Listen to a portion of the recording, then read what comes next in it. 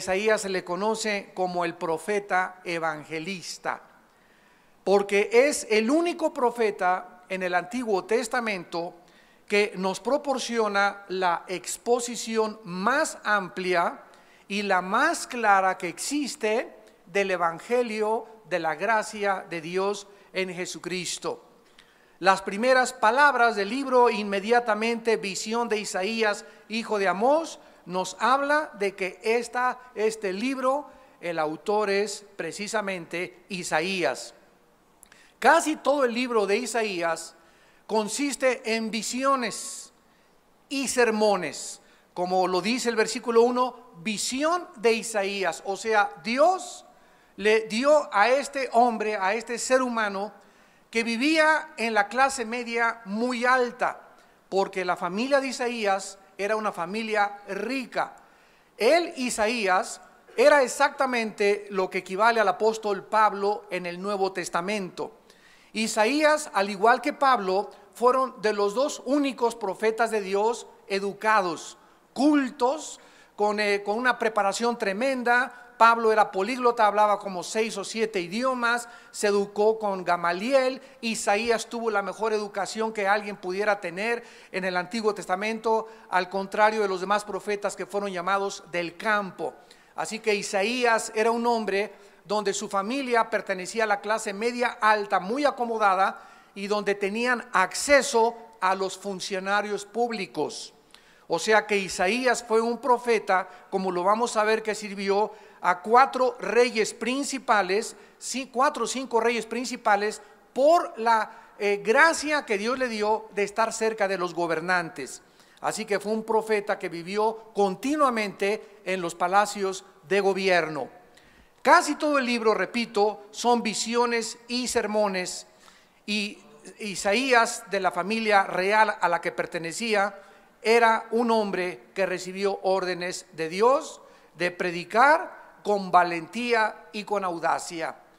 Uno de los problemas más grandes que enfrentamos actualmente en la sociedad es que cuando estamos delante de un funcionario público, cuando estamos delante de un gobernante, o cuando estamos delante de alguna persona poderosa o con dinero o con influencia, los cristianos como que nos comenzamos a hacer chiquitos, como que comenzamos a titubear y a tartamudear, y lo que le teníamos que decir ya no se lo decimos, porque existe en la naturaleza humana, en la carne, la tendencia de tratar de agradar a las personas, de caerles bien, de que no me vaya yo a decir algo que después ya no me dé hueso cuando llegue a diputado, o cuando llegue a gobernante, o cuando llegue a presidente.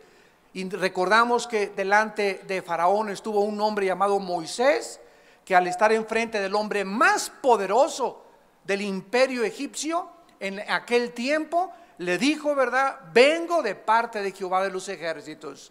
Y Faraón era un hombre que así con el dedo podía mandar a matar a cualquier persona. Sin embargo, Moisés sabía que al venir de parte de Dios era mucho más grande la comisión que él tenía que enfrentarse con cualquier hombre cuyo aliento está en el poder de Dios. Elías se presenta ante el rey Acab y le dice, vive Jehová delante del cual yo vivo, del cual yo estoy presente. O sea, Acab, tú serás muy poderosa, estarás casado con una mujer llamada Jezabel que ha mandado matar a todos los profetas de Dios, pero no te tengo miedo. Dice el Señor que en 3 años y medio no va a llover. Y estos hombres, profetas hebreos, se presentaban ante los gobernantes, se presentaban ante los más grandes dirigentes mundiales políticos sin ningún miedo, sin ningún temor. Y el mismo espíritu que ellos tenían y que los dejaba temporalmente, el mismo espíritu está dentro de nosotros. Pero ahora ese espíritu, con la diferencia que radica en nosotros, vive dentro de nosotros, y tenemos todavía mucho más poder, porque Jesús dijo que haríamos mucho más grandes obras que las mismas obras que Jesús realizó. Así que nosotros tenemos que estar conscientes de que Dios no nos ha dado un espíritu de cobardía. Juan el Bautista le dijo a Herodes, el emperador más grande, el gobernante en su época, no te es lícito que vivas en adulterio con tu cuñada. Así le dijo Herodes, tú no puedes vivir con tu cuñada porque estás casado, y con la mujer que vives es tu amante. Y esta agresividad, esta audacia, esta forma de expresar los pensamientos de Dios a los gobernantes es lo que se necesita actualmente. Pero se ha perdido todo esto por el afán de hacer alianza, del compromiso, de caer bien. Y nosotros somos hombres y mujeres que hemos sido enviados al mundo a quitarle las vendas de las tinieblas, de la ignorancia a la gente, para que la luz de Jesucristo resplandezca en sus corazones. Este hombre Isaías fue odiado y obstaculizado por un rey llamado Acaz y favorecido y respetado por Ezequías, aproximadamente en el año 716-690 antes de Jesucristo. El libro de Isaías terminó en el año 680 de ser impreso, cuando el ejército asirio fue destruido. Los tiempos en los que Isaías profetizó fueron cuando terminó la cautividad babilónica y la cautividad asiria. En el año 722 antes de Cristo fueron llevadas 10 tribus de Israel cautivas al imperio asirio, y quedaron solamente 2 tribus en el sur, que fueron Judá y Benjamín. Se conocía como el reino del sur y el reino del norte. El reino del norte fue llevado cautivo las 10 tribus y quedaron solo Judá y Benjamín. Ya estas 2 tribus que eran y formaban el reino del sur es a quienes Isaías dirigió este mensaje. Todo lo que quedó del gran reino de Israel solamente, repito, fue Judá y Benjamín.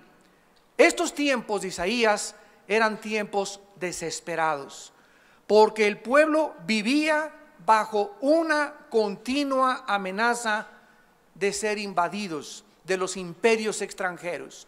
Entonces la gente se desbocaba, la gente se desbalagaba, se quería divertir, quería olvidarse de la cautividad a la que podían ellos enfrentarse, etcétera, etcétera. Y en lugar de que las pruebas, la maldad y las presiones los acercaran a Dios, los hicieron alejarse de Dios.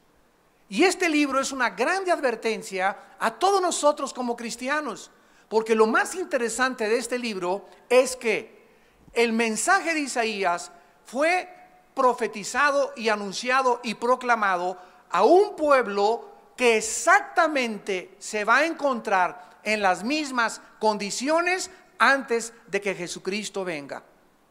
Así que todo el mensaje de Isaías era para aquel pueblo que se encontraba bajo el mismo medio ambiente y las mismas circunstancias. Así lo vamos a descubrir, en las que antes de que Cristo venga se va a encontrar el pueblo de Dios.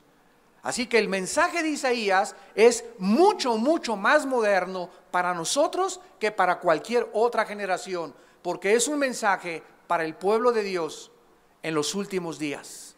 Y así se va a encontrar el pueblo de Dios antes de que Cristo venga. Vamos a ver en primer lugar que particularmente fue escrito el libro de Isaías a nuestra época, en primer lugar, para presentar y recordar la salvación maravillosa a todos aquellos en esta época que quieran creer y escuchar la palabra de Dios.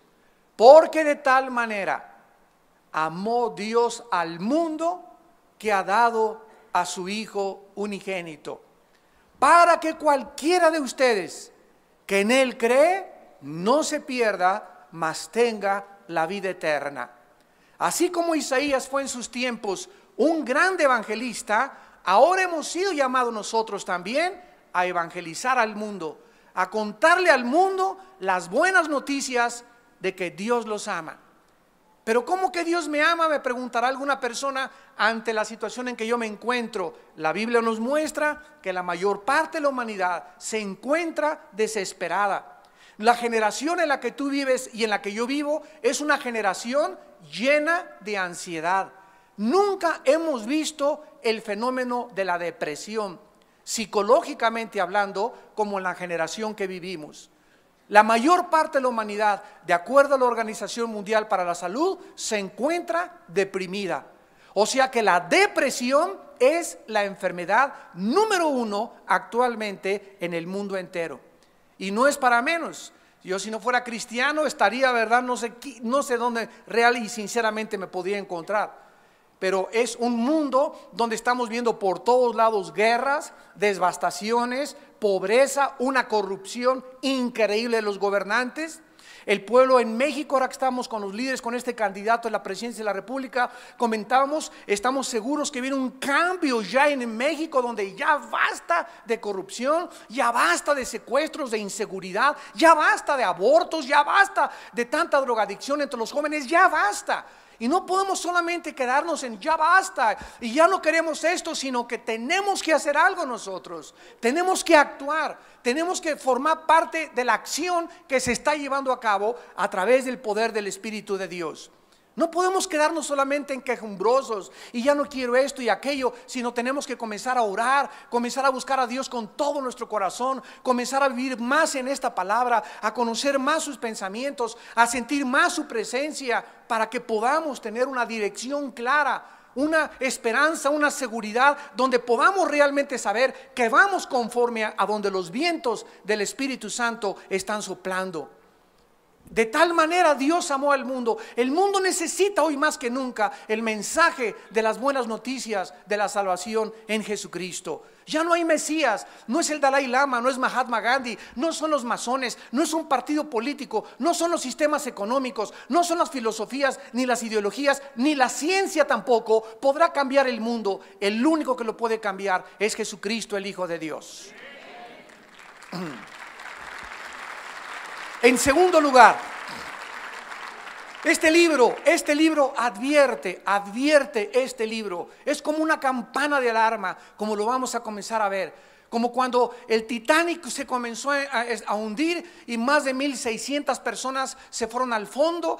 Comenzaron los que estaban ahí en el tercer y cuarto piso, ja, ja, ja, y jo, jo, jo, y tráiganme otra de champán, y tráiganme más botellas, y riéndose, y este barco es inundible. Cuando salió de Inglaterra decían, jamás nadie lo puede hundir, y sin embargo un miserable y pequeño témpano, ¿verdad?, de hielo, un iceberg, le hace un boquete tremendo, comienza a entrar el agua, le avisan al capitán, la gente se guía y el capitán dice, no le avisen a nadie porque no va a hundir esto el barco. Y de repente se pasa de una cavidad a la otra cavidad, a la parte en medio, el agua, y cuando entra el agua en medio, al primero y al segundo piso, el capitán dice, esto ya no tiene salvación. Y comenzaron a sonar la alarma, sálvese el que pueda. La gente dejó sus joyas, la gente dejó su marihuana que llevaban ahí, su cocaína, sus botellas de licor y todas las cosas que tenían al amante, y corriendo y a ver quién podía aventarse una balsa para poder ser rescatados del hundimiento de este barco. Y así Dios está sonando una alarma,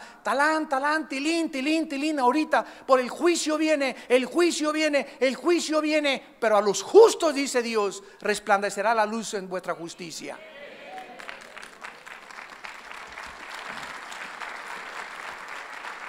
Este libro es una alerta porque nos dice que la paga del pecado es la muerte.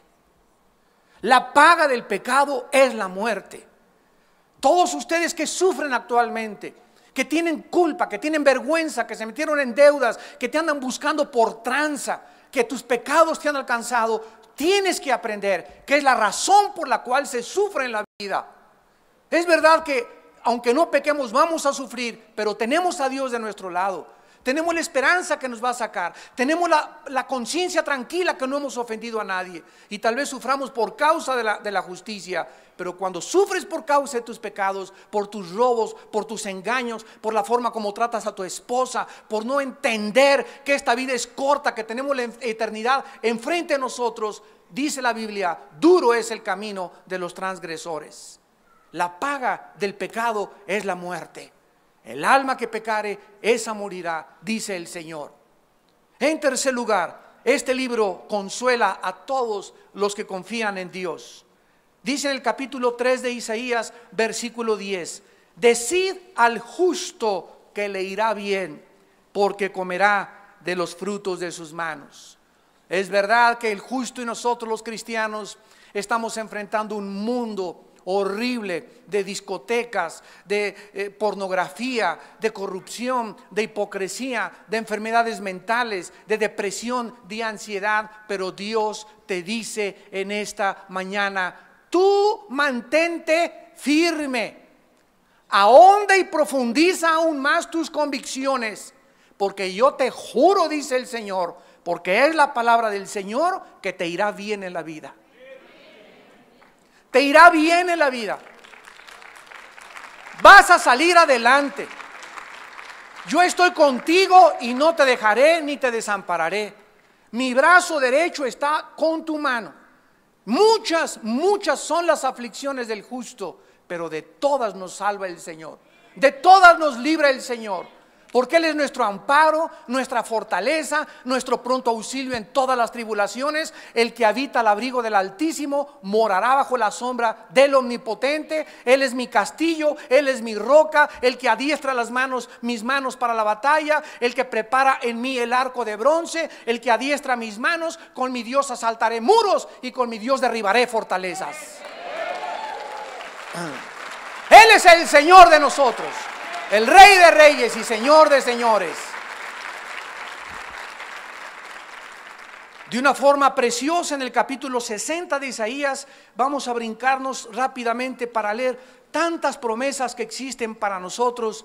Y dice el capítulo 60 de Isaías, ya casi al acabar la visión y los sermones de Isaías: levántate, resplandece, porque ha venido tu luz y la gloria de Jehová ha nacido sobre ti. Lo primero que se nos manda es levantarnos. No podemos estar sentados quejándonos, desanimados, deprimidos, ahogados en el pozo de la desesperación y esperar que podamos brillar. No, nuestra responsabilidad es: levántate y resplandece. ¿Por qué? Porque en una luz no se puede esconder debajo de una mesa. Una luz no se puede meter debajo de una casa. Una luz tiene que levantarse para que alumbre todo. Y nosotros somos la luz del mundo. Y no podemos en el mundo andar así: ay, metí en la casa, ay, tengo muchos problemas, ay, ya nadie me quiere, ay, esto y el otro, ay, me dejó mi novia, ay, me dejó mi esposo, y ya estoy deprimido, y me voy a ir al alcohol, y me voy a las drogas. No, de ninguna manera. No huyas, no tome los caminos equivocados. No uses anestésicos que solamente van a hundirte más en la desesperación. Levántate y resplandece. Cuando nos levantamos, comenzamos a brillar. ¿Y por qué? Porque dice la Biblia: porque ha venido tu luz, porque la gloria de Jehová ha nacido sobre ti. El Espíritu Santo ha entrado a nuestras vidas para que podamos reflejar la gloria de Dios en la faz de Jesucristo. He aquí que tinieblas cubrirán la tierra, y nos lo anuncia el profeta hace 2700 años que fue escrito este libro. 2750 años aproximadamente. Tinieblas cubrirán la tierra. ¿Las puedes ya ver? ¿Ya puedes darte cuenta de qué oscuro está el mundo? La ciencia está más sumida en la desesperación que nunca. Cada vez la depravación y la pornografía, matrimonios gays, la homosexualidad, la corrupción de los políticos, las filosofías, las escuelas. Pueden sentir, amados santos de Dios, nosotros que somos el pueblo de Dios, el tesoro de Dios, podemos sentir ya cuántas tinieblas hay, cuánto satanismo, cuánta maldad, cuántos robos, cuánta delincuencia, cuántos secuestros. Las tinieblas aún se van a hacer más densas. No dejes que esas tinieblas vengan a tu casa, se metan a tu casa, te ahoguen en la confusión, porque las tinieblas es el reino donde opera Satanás. El Espíritu Santo opera en el reino de la luz, y yo me tengo que salir de las tinieblas y estar bajo el reino de la luz. Necesitamos hoy más que nunca en nuestra vida luz. Porque la luz es la que nos da dirección, es la que nos dice que estamos bien. En la oscuridad, en la cueva, sin luz, sin ninguna lámpara, nos desesperamos y nos confundimos. Gruñimos como los osos y caemos como ciervos o cervatillos heridos de sus patas en las trampas, en las cuevas y en los hoyos. ¿Por qué? Porque ha venido nuestra luz. Dios ha venido a nosotros para darnos esta esperanza. Y sobre ti, dice la Biblia, amanecerá Jehová, y sobre ti será vista mi gloria. Andarán las naciones a tu luz, y los reyes al resplandor de tu nacimiento. Alza tus ojos alrededor y mira, todos estos se han juntado, vinieron a ti. Tus hijos, dice el Señor, vendrán de lejos y tus hijas serán llevadas en tus brazos. Así es, Dios nos promete a nosotros en esta generación que Él salvará a nuestros hijos. Son de nosotros nuestros hijos y se los vamos a arrebatar a Satanás. Y mis hijos no se los van a llevar las drogas y no se van a caer en la prostitución y no van a caer en el alcoholismo. ¿Por qué? Porque son nuestros hijos y nuestra simiente es santa, pero tenemos que luchar por ellos. Tenemos que ser valientes, tenemos que brillar, tenemos que levantarnos, porque hay mucho por lo que luchar en la vida. Entonces verás y resplandecerás, versículo 5, se maravillará y ensanchará tu corazón. Porque se haya vuelto a ti la multitud del mar y las riquezas de las naciones hayan venido a ti. Todas estas promesas que Dios le dio al pueblo antes de que Cristo viniera eran para nosotros. Porque nosotros somos esa generación, como lo vamos a ir discerniendo en este libro maravilloso de Isaías. Y finalmente Isaías describe un retrato del Mesías como ningún otro retrato se encuentra en el Antiguo Testamento. En el capítulo 53 de Isaías, versículo del 3 al 6, este hombre escribió antes de que Jesús naciera, para ser exactos, 750 años antes.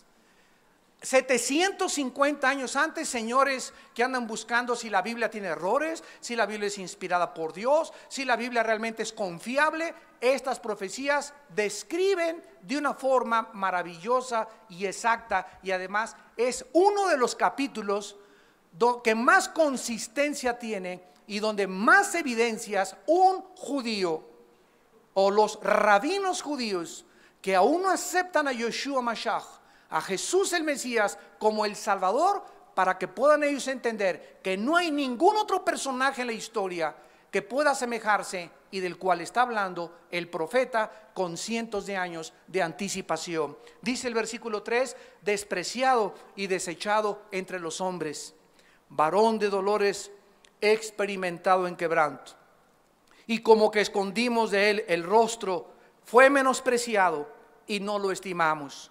Ciertamente llevó él nuestras enfermedades y sufrió nuestros dolores. Y nosotros le tuvimos por azotado, por herido de Dios y abatido. Mas el herido fue por nuestras rebeliones, molido por nuestros pecados. El castigo de nuestra paz fue sobre él y por su llaga fuimos nosotros curados. Hablándoles con mucho amor y con mucho respeto y con mucha misericordia a los rabinos judíos. Díganme ustedes, señores rabinos, ¿quién de ustedes, rabinos, llevó nuestros pecados en una cruz? ¿Quién ha muerto en una cruz? ¿El Dalai Lama? ¿Quién murió en una cruz? ¿Mahatma Gandhi? ¿Quién murió en una cruz? ¿Buda? ¿De quién se ha escrito y de quién se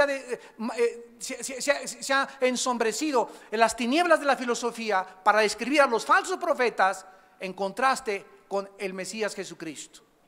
Despreciado y desechado entre los hombres desde que nació Jesucristo, la Virgen María embarazada con José, su esposo, buscando un lugar donde parir al niño. Desde que nació Cristo, antes de que naciera, el mundo ya le había cerrado las puertas. Aquí no puedes nacer, vete de aquí. Y no encontró ningún lugar donde el Hijo de Dios, el creador de los cielos y de la tierra, el juez del universo, el legislador de la moral, pudiera nacer. Y nació en un humilde pesebre. Desde que entra el Salvador al mundo, desde que entra al escenario mundial, desde que baja este planeta del cielo de otra dimensión, Él nos muestra que Él entraba al escenario mundial vestido totalmente de humildad. A los 2 años tiene que salir huyendo y durante toda su vida sus hermanos lo rechazan, su familia lo rechaza. Y durante 3 años y medio predico el evangelio de la gracia, diciéndole a la gente: el reino se ha acercado, el reino se ha acercado, el reino se ha acercado, arrepiéntanse de sus pecados. No son animales, no venimos de los animales, no somos el producto de una evolución y una selección natural. Somos gentes, ciudadanos del cielo, creados a imagen y semejanza de nuestro Creador, agentes morales, responsables, libres, que algún día seremos juzgados los vivos y los muertos. Esto no es un chiste, vivir no es un chiste. No es Alicia en el País de las Maravillas. No estamos en la telenovela Rebelde. No estamos con Pinocho y con Peter Pan y con todos los cuentos que te contaron cuando eras niña. Tenemos que madurar y entender que la vida es duro. El matrimonio es algo por lo cual tenemos que luchar todos los días. Todos los días hay que luchar por nuestra esposa, por nuestro esposo, o comenzarnos a amalgamar los dos, a entender los dos, a identificarnos los dos. Esto se requiere madurez.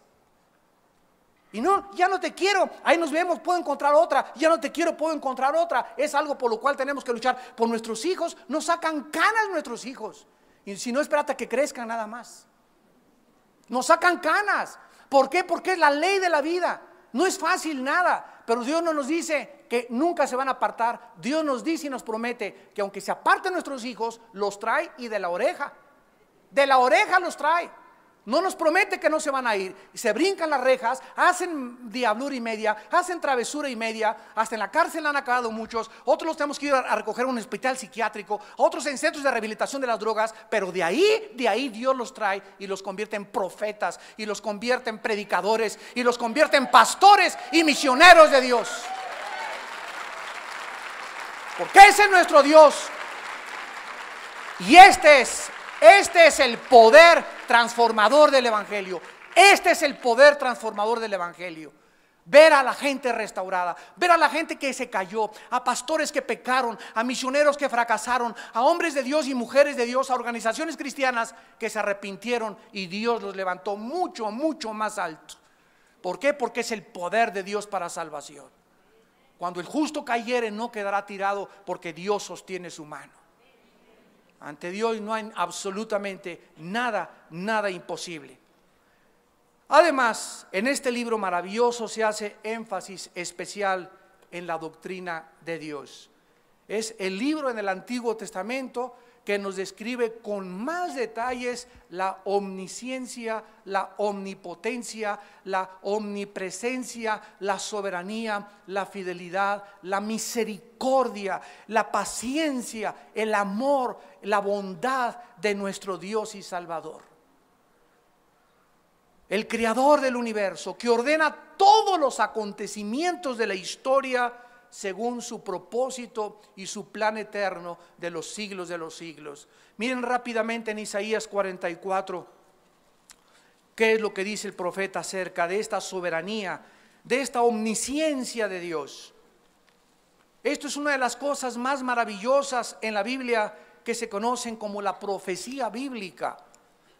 No hay ningún otro libro, señores historiadores, sociólogos, antropólogos que nos escuchan. No existe ningún. Ve y sigue buscando en las librerías, en los billones de volúmenes de literatura que existen en todas las bibliotecas. Continúa rascándole hasta que te digan ratón de biblioteca.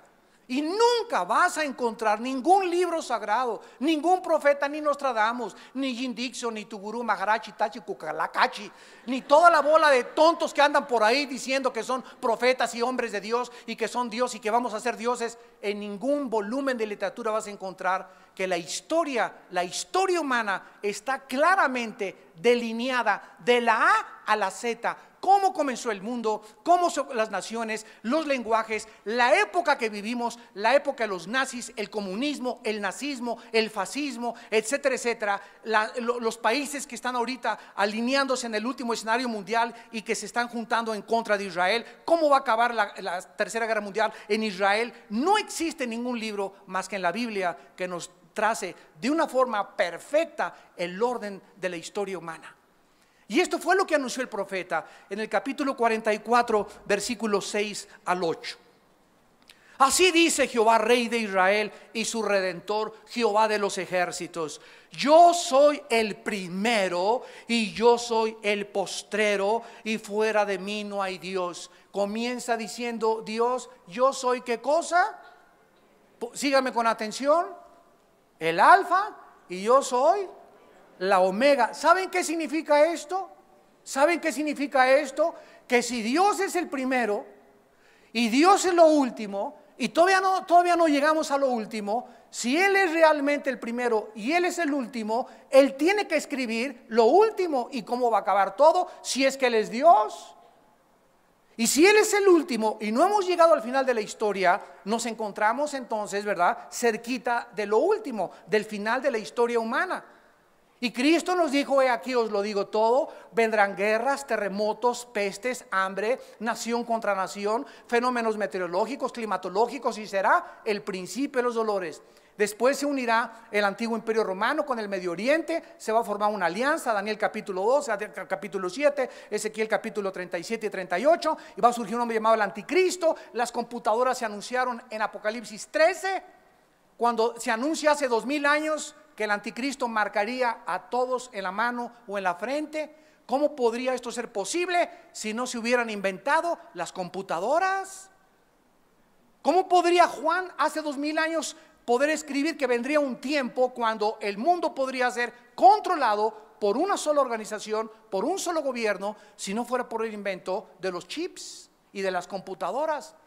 ¿Cómo se podría saber en Apocalipsis capítulo 11 que cuando maten a los dos profetas de Dios en Jerusalén, todos los van a ver?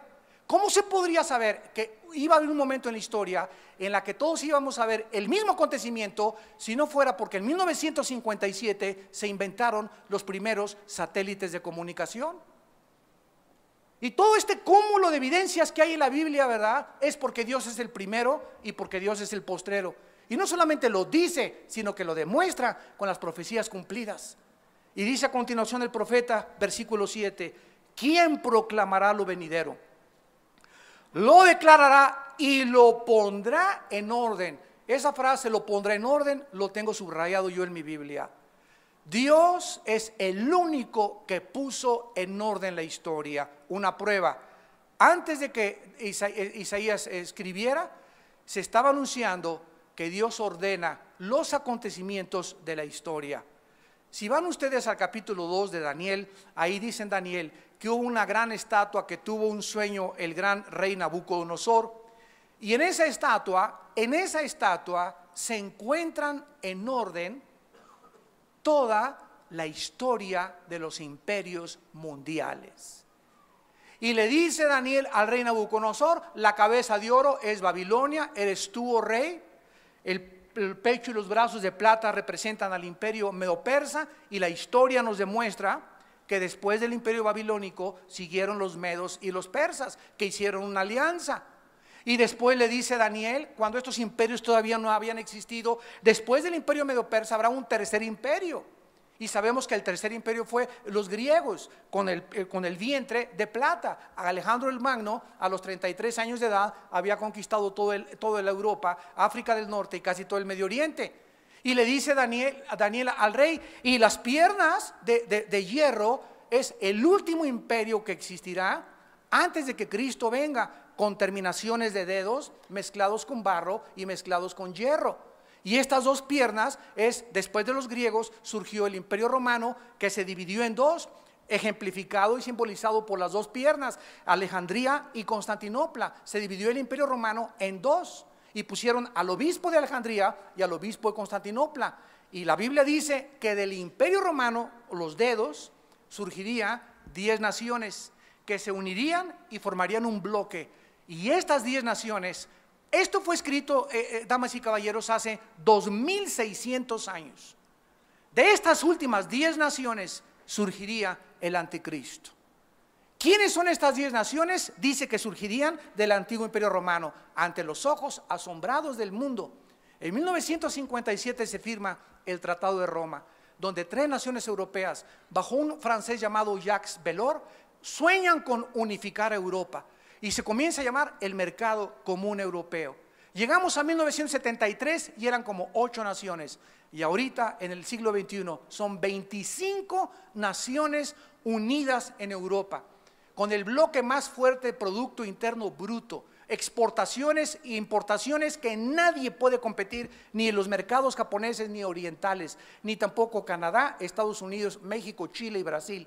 Nadie puede competir ahorita con Europa. De acuerdo a la Biblia, Dios lo profetizó: el último imperio antes de que Cristo viniera no iban a ser los rusos con el comunismo, no iba a ser Estados Unidos, iban a ser 10 naciones unificadas e iban a surgir de Europa, tal como con nuestros ojos tú y yo lo estamos viendo. para que cuando suceda esto nos acordemos que Él nos lo dijo antes. Y comencemos a levantar nuestra cabeza y a decir, como decían en mi tierra, ah, chirrión.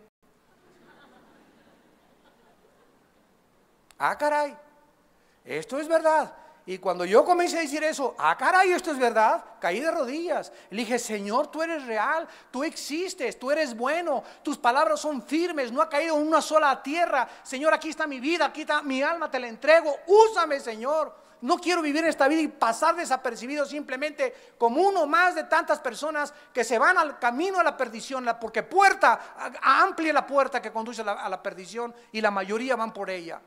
Pero es una decisión que cada uno de nosotros tenemos que tomar. Tenemos que determinar en nuestro corazón a quién vamos a servir.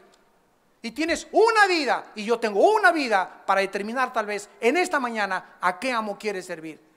Si Dios no es Dios, vete con tus ídolos, sigue leyendo tus discotecas, síguete revolcando con tu novio, síguete drogando, síguete emborrachando, síguele siendo infiel a tu esposa, porque para ti no hay moral, para ti no hay pecado, para ti no hay temor de Dios. Pero si Dios es Dios, límpiense los que llevan los instrumentos de Jehová, porque sin santidad nadie verá a Dios. Este es el panorama que nos pinta el profeta Isaías. ¿Quién proclamará lo venidero y lo pondré en orden delante de mí, como hago yo desde que establecí el pueblo antiguo, desde Abraham hasta la venida de Cristo, el milenio, la nueva Jerusalén y la eternidad? Están en la Biblia de la A a la Z. ¿Quieres conocer la historia desde el origen del hombre hasta el final de la historia humana? Solamente se encuentra en un libro llamado la Biblia. Y dice el profeta en el versículo 8, no tengan miedo, no temáis, ni se amedrentéis, no te lo hice oír desde la antigüedad y te lo dije, luego vosotros sois mis testigos. No hay Dios sino yo, no hay fuerte, no conozco ninguno. ¿Qué es lo primero que Dios nos dice, amados santos, hermanitos en Cristo? ¿Qué nos dice el Señor? Que no tengamos miedo de la vida. No tengas miedo.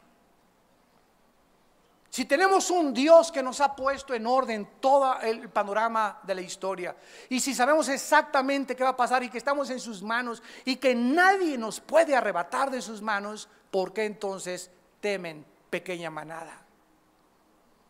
Yo soy vuestro Dios, poderoso para hacer que ustedes nadie los arrebate de mi mano. Yo soy el Dios con ustedes, porque sabemos que ni desnudez, ni espada, ni persecución, ni la muerte, ni lo porvenir, ni los ángeles, ni lo invisible, ni lo visible, nunca nada nos podrá separar del amor de Dios que es en Cristo Jesús nuestro Señor. No tengan miedo, no se los hice oír desde la antigüedad. Ustedes entonces son mis testigos. Ustedes son mis testigos de que yo soy Dios. Fuera de mí no hay Dios. Los demás dioses son inventos de la raza humana. Yo soy el Dios de la Biblia, el único Dios vivo y verdadero.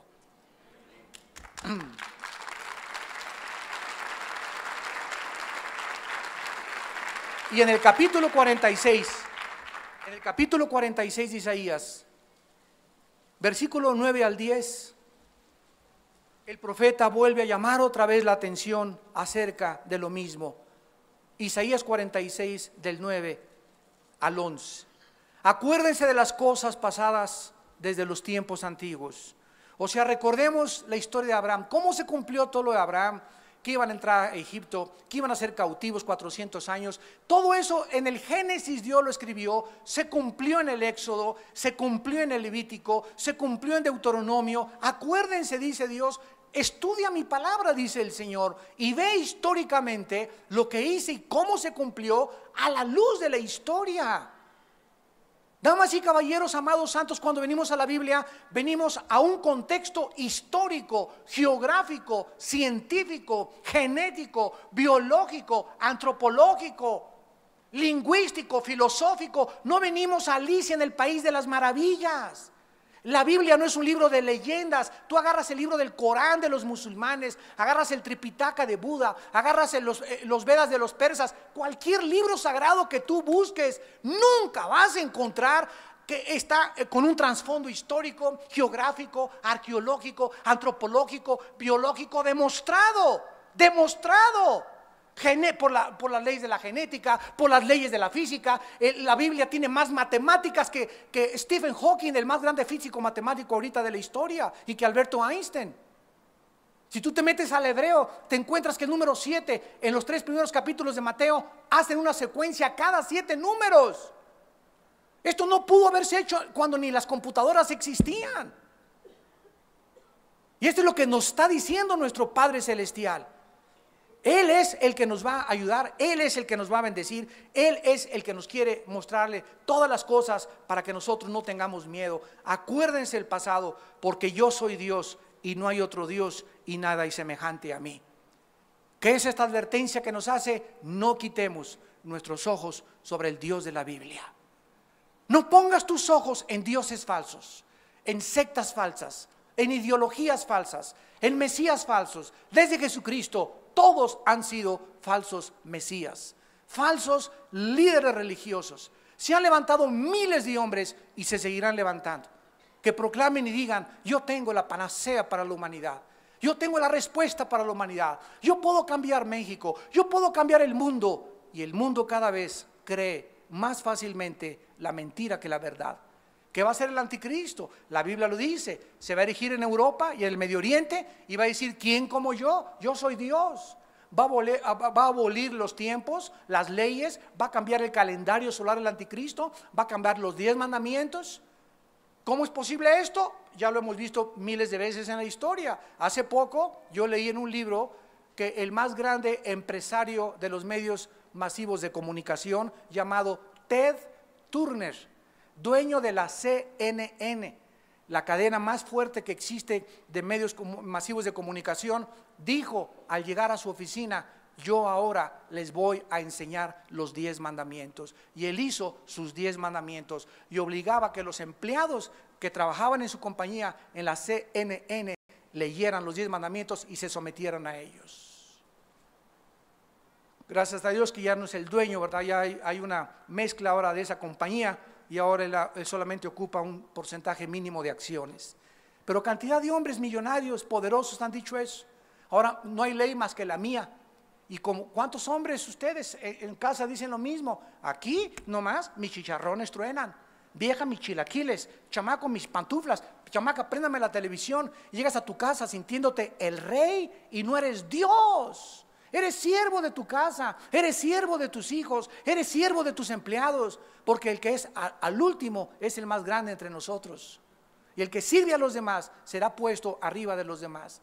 ¿Quieres que la gente te exalte? ¿Quieres que tu familia te reconozca? ¿Quieres que en tu empresa puedan decirte: mi patrón es lo máximo? Sirve a los demás, lávale los zapatos, lávale los pies, humíllate delante de tu Dios y Él te exaltará en el tiempo oportuno. Y finalmente dice Isaías en el capítulo 46, versículo 10, que anuncio lo por venir desde el principio y desde la antigüedad, lo que aún no era hecho, que digo: mi consejo permanecerá y haré todo lo que quiero. Que llamo desde el oriente al ave y de la tierra lejana al varón de mi consejo. Yo hablé y lo haré venir. Lo he pensado y también lo haré. En otras palabras, una sola letra y palabra de la Biblia por eso se llama la palabra de Dios, porque es lo que Dios ha hablado y quedó impreso. Y Dios está detrás de este libro y nos dice en esta mañana todas las cosas que yo he hablado y las profecías que se cumplieron en el pasado. Si se cumplieron en el pasado, también se van a cumplir las del futuro. Porque yo haré lo que yo quiero y yo haré lo que yo he hablado. No mudaré lo que ha salido de mi boca. Y estas promesas son precisamente las que nos sostienen. Estas promesas son precisamente las que nos infunden el poder y el valor de vivir para Él. Tú y yo somos vulnerables porque somos seres humanos, tenemos pies de barro, somos frágiles. Dios se acuerda de nuestra condición. Somos sujetos a depresiones, somos sujetos a desánimo, somos sujetos a ya no que a veces Yo se los digo con todo mi corazón, ¿cuántas veces no he amanecido así y tienes ganas de aventar la toalla y amaneces deprimido? Si no somos querubines y Dios sabe nuestra condición, Dios sabe que aún no estamos en el milenio, aún tenemos un alma, tenemos pecado dentro de nosotros, pero Él se compadece de nuestra condición, se acuerda de que somos polvo. Si nosotros en ese momento nos hincamos y le decimos, Padre, ya no aguanto, ya no puedo, fortaléceme, y comienzo en ese momento, te alabo, y alabado sea el nombre de Jesús, alabado sea el nombre de Jesús, y alabado sea el nombre de Jesús, y a los 10 minutos que comienzas a alabar a Dios, en medio de tu depresión, hay algo sobrenatural que sucede, como que se comienza a despejar la atmósfera y te das cuenta que esa depresión no es más que una opresión satánica contra nosotros, invisible, así como si llegara el chamuco y nos rodeara con una sombra y nos quiere así, nos quiere como exprimir y nos sentimos así que ya no podemos, pero es porque Dios está adiestrando nuestras manos para la batalla. Es ahí cuando tenemos que descubrir que esta depresión no es psicológica, esa depresión no es por ninguna otra cosa más que de los demonios que nos quieren derrotar, que nos quieren hacer sufrir, que nos quieren ver derrotados, que nos quieren ver humillados y que nos quieren ver desanimados, porque un cristiano desanimado es un cristiano que no sirve para nada. Pero descubre a Dios en medio de tu depresión, en medio de tu desánimo, alábale. Hay un poder que no se puede nadie imaginar en la alabanza. Hay un poder cuando llegas aquí en la mañana y ves aquí, y te llegas, ¡ay, qué ridícula así de! Yo quiero rock. Si tú no sales de esa actitud tuya y llegas a la iglesia y no te animas, aunque lleguemos así, ¿para qué la música al principio? Para comenzar a olvidarnos de todo y decir, gloria a Dios, está cayendo mi casa, gloria a Dios, el Señor está en su trono, me dejó mi novia, gloria a Dios, hay un chorro de chavas más hay por ahí, y comienza y te sales de eso, te escapas de esos pensamientos negativos que nos oprimen. Si tú haces eso es porque confías en Dios. Y Dios te bendice. Dios te bendice.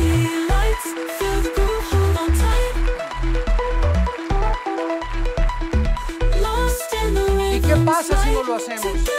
3 días de depresión, 4 días se vuelve algo crónico. Y sabes una cosa, mi perro te aguanta.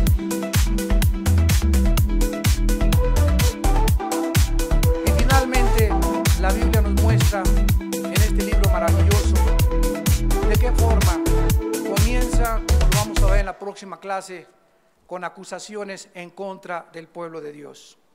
Después revelándonos el futuro reino de Dios y los juicios tan tremendos que van a caer sobre este mundo, que se describe en el capítulo 2, en el capítulo 10 y en el capítulo 24.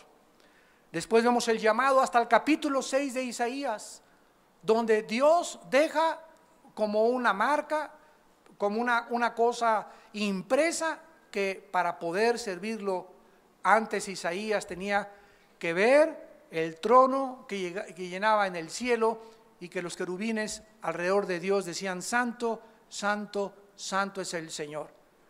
No es hasta que Isaías tiene un concepto adecuado de la santidad de Dios que Isaías puede decir estas palabras: heme aquí, envíame a mí.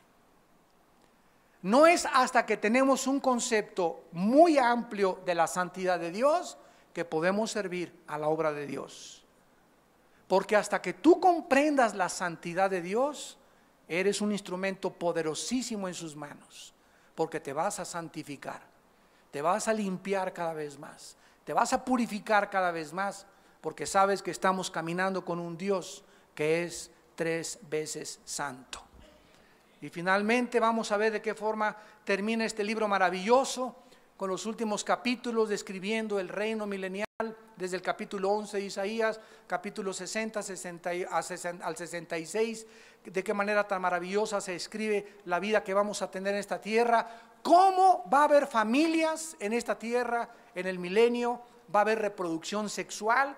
No nos vamos a casar porque no vamos a necesitar un papel que garantice que le voy a ser fiel a mi esposa.